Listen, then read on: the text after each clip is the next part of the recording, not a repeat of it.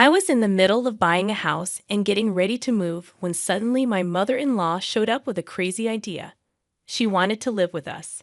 She'd always treated me badly, making me work like crazy whenever I visited their house. My father-in-law didn't do anything to stop her. It seemed like she wanted to move in with us just to make me work for her. Determined to stop this, I told them a surprising fact. I'm single. They were shocked, but they kept saying mean things about me. Someone who was watching got really angry. Let me introduce myself. I'm Jessica, 33 years old, and I work in a big company. My husband works there too, and we've been married for 2 years. We met at a company party, and he pursued me until I said yes. We had a good relationship, but there was one problem: his parents. Before we got married, his parents seemed nice, but things changed after the wedding. They wanted to live with us, and I was not okay with that. But it turned out they were the opposite of nice. One day, my husband and I were relaxing at home when the doorbell rang unexpectedly. My husband went to answer it, and to my surprise, it was my in-laws. They barged in without a word, taking over the living room as if they owned the place. They had a habit of making snide remarks towards me, acting entitled and disrespectful. My husband rarely stood up for me because he felt obligated to honor his parents as their only child. Despite my complaints about their behavior, he seldom intervened. Meanwhile, my mother-in-law would constantly demand things like tea in a loud and indirect way. During their unexpected visit, I had to cater to them, preparing tea and lunch, ruining our day off. This wasn't the first time they had intruded on our plans. They even had the audacity to invite us to a tea party at their place, knowing I'd be expected to do all the work. But if I didn't go, I knew she'd gossip about me later. So reluctantly, I decided to attend her tea party. I wished my husband would stand up for us, but I knew it wouldn't work. On the day of the party, we were expected to arrive early. My mother-in-law scolded us for being late, even though it wasn't entirely our fault. Then she put me to work right away, while she relaxed and watched TV.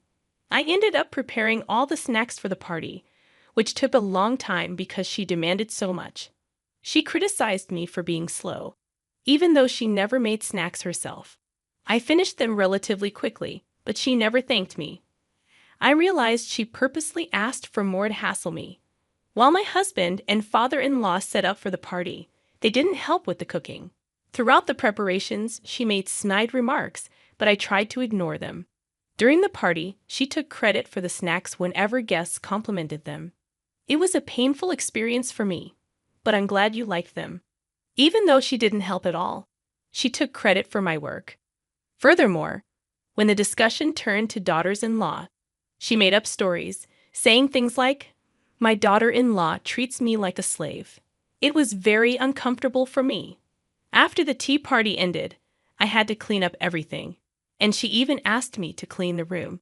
I felt like a maid, holding back tears. I thought to myself, I'm never coming here if she calls me again. But life wasn't that easy. The tea party seemed to be a big hit and became a regular event, especially since many said they loved the snacks. "Jessica, there's another tea party next weekend. Please come." "But I have work that day." "You can take a day off, right?" "Are you trying to embarrass me? If you don't come, I'll make sure you get divorced." She called me unexpectedly and insisted I come. Even when I said I had work, she showed no mercy. I didn't have the courage to oppose her and felt threatened by the possibility of divorce, so I always obliged, taking days off from work. As a result, I ended up working tirelessly for these tea parties and taking frequent leaves from work, which made things uncomfortable at my workplace. Whenever I discussed this with my husband, he just said, "Come on, she doesn't mean any harm. Just let it go." He never really helped. Before I knew it, I found myself constantly pondering how to break free from this miserable life. The answer I came up with was to get a divorce. It meant separating from my husband David. Honestly, I grappled a lot with the decision. Even though I felt betrayed by David not helping me, a part of me still loved him. I didn't want to continue a life tormented primarily by my mother-in-law. By divorcing David, we would essentially become strangers, eliminating the need to interact with my in-laws. The only remaining issue was whether David would agree to the divorce. "I don't want a divorce," David said, surprised by my sudden suggestion. "I can't stand dealing with your mom anymore. You know what our relationship with her is like, right?" "I get it. But that doesn't mean we have to divorce. I love you, Jessica, and I want to be with you forever." "I feel the same, but I can't bear it any longer. How about we get a divorce on paper, live separately, but still stay in touch and maintain our relationship? What do you think?" Hesitantly, David agreed. And so, due to the malicious actions of my mother-in-law, we ended up getting a divorce. Life post-divorce was truly peaceful. Having submitted our divorce papers gave me the push to change my cell phone model and number, which stopped the incessant calls from my mother-in-law. David continued to live in our previous apartment while I rented a new one, ensuring unexpected visits from my in-laws ceased. Life without interacting with my in-laws was great, but something was missing: the married life with David. Even after the divorce, our mutual affection meant neither of us was satisfied living apart. Then an idea struck me. It was a risky plan, but I decided to give it a shot. As a first step, I immersed myself in my work more than ever before. After explaining my situation to my colleagues post-divorce, I regained their trust by dedicating myself fully to work. Eventually, I achieved savings of $500,000. Since college, I had enjoyed saving money, dreaming of buying my own home someday. Having finally saved up $500,000, I felt confident about buying a decent home. I quickly reached out to David to discuss buying our dream house. "A house? It's gonna cost a lot." "How are you going to handle that?" David asked. "Don't worry about it. I've saved up. How about we visit some show houses on our next day off?" I suggested. And so, we planned a day to visit show homes. David, amazed by my savings, expressed his gratitude, making me feel my efforts had paid off. "By the way, let's not tell your parents about the house just yet. We'll inform them when the time is right," David suggested. "Got it. Knowing them, they might make things complicated," I agreed. Reaffirming our wish to get back together, we steadily made preparations for our dream home. After some time, we visited various model houses, discussing preferences like where to have an outlet, kitchen layout, and a view of the living room. Considering future children, we kept their needs in mind. Finally, the blueprint was completed and construction began. Discussing the budget with the contractor, we made sure it stayed within $500,000. David mused as we admired the location of our new house. "I'm excited. Speaking of which, have you made up your mind about our plan?"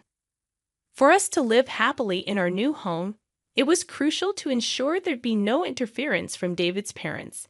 David needed to either convince them to keep their distance or cut ties altogether. "I'm sorry, I just can't make up my mind yet," David admitted. "You know, I'm an only child. Of course, I understand all the terrible things Mom did, but I owe her for raising me, and I'm worried about what'll happen to her if I'm not around." I couldn't forgive my in-laws, but I did understand how David felt. "Well, it's up to you, David," I replied. "I bought the house under my name, and since we're divorced, you don't have to force yourself to come here." I let him know. Now it was up to David to decide. We parted ways that day. I had some time before the new house was ready, so I got back to work and slowly prepared for the move. Regardless of David's choice, I was ready to give his parents a hard time. Either way, my plans seemed to be working out. After getting home from work one day, I continued my moving preparations. Then my phone buzzed, indicating a new message. It was from David. "Good job." Seeing the message from David, I smirked. Things were looking like they'd head towards the best possible future. After a while, my dream house was completed. It turned out great, just the way I wanted it. Seeing the finished home made me realize the magnitude of this purchase. But just because the house was ready doesn't mean I was content. The real challenge was about to begin. Since I had been preparing to move even before the house was ready, the movers smoothly transported all my stuff to the new place. After the move, I went to the apartment where I used to live and where David now lived alone. I sat at the dining table in the living room and soon heard a flurry of noises from the entrance. The moment had come. David brought his parents. "It's been a while. Haven't you invited us over?" His mother complained as they headed towards the living room. As soon as they saw me, his mother exclaimed, "Jessica, we heard you were on a long business trip, but you're here. Why didn't you tell us sooner?" "Sorry about that. I just got back yesterday and was too busy to reach out," I lied. "Well, all right. But you bought a house, right, and spent a lot of money? It's pretty spacious. Maybe we should live with you," his mother suggested. "Indeed, living with you too would be more comforting," his father chimed in. "You bought the house for us, right?" I had to bite my tongue to not laugh out loud at his father's remark. David silently observed the situation. "Please take a seat. We need to discuss this," I said as I served them tea. I thought, this is the last time I'll entertain them. "Now about that new house," my mother-in-law began. "Exactly. You bought it for us, right? I'm looking forward to living with you too. But I'm single, you know," I replied. I hadn't told the in-laws that we divorced. To dodge my mother-in-law's unreasonable demands, I had lied about going on a long business trip. "Single? What do you mean? Aren't you married to David? What nonsense is this? Are you making fun of us?" They exclaimed upon hearing the truth. They were furious. "Exactly as I said. David and I are divorced, so I'm single. The house is under my name, so you can't live there. I decide who lives in my house." We never heard about any divorce, and the sudden business trip seemed fishy. "Thanks to you, I've been made a fool of. Watch your actions, young lady, and take responsibility," they scolded. "So you betrayed not just us, but David too?" "Divorcing was the right decision," they continued. When I firmly stated that I couldn't live there, my in-laws bombarded me with sarcastic remarks and complaints. Hearing this, my husband David finally lost his temper. "Enough. Stop badgering Jessica. Back off," he intervened, shocking his parents into silence. Apparently, they weren't expecting such an outburst from their own son. "The reason we were heading for a divorce in the first place was because of you two," David added firmly. "That's a cruel thing to say," David responded. "I was only thinking of Jessica. After constantly belittling her and forcing her to attend those ridiculous tea parties where she was treated like a servant, making her miserable. How is that thinking of Jessica? She's not your convenient maid. She's my cherished wife. And because of you two, our life together is a mess. Stay out of our relationship." On the day we were packing for the move, I received a message from David. "I'm really sorry for everything. I've decided to cut ties with my parents." I had thought that he didn't truly love me because he never helped out before. Hearing David's true feelings, I almost burst into tears. I was their only child, so I thought they'd be lost without me. I owed them for raising me, so I never said anything. But I've reached my limit. I'm cutting ties. Don't come near Jessica and me ever again. "Is that how you talk to your parents?" his mother protested. "People who hurt my beloved wife don't have the right to call themselves parents," David replied firmly. "Don't say that. I'll try to improve my relationship with Jessica," his mother pleaded.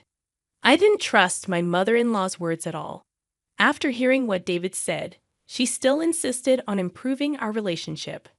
"Do you want to hear this?" I asked, opening a voice memo on my phone and playing a recording. It was a collection of the snide remarks my mother-in-law had made to me, with a few from my father-in-law.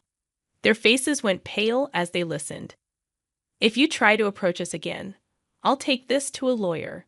That's how it is, so please leave.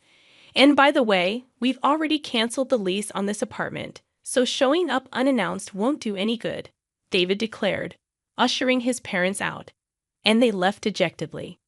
That marked the end of our long struggle with my overbearing in-laws. Afterwards, David prepared for our move to our new home.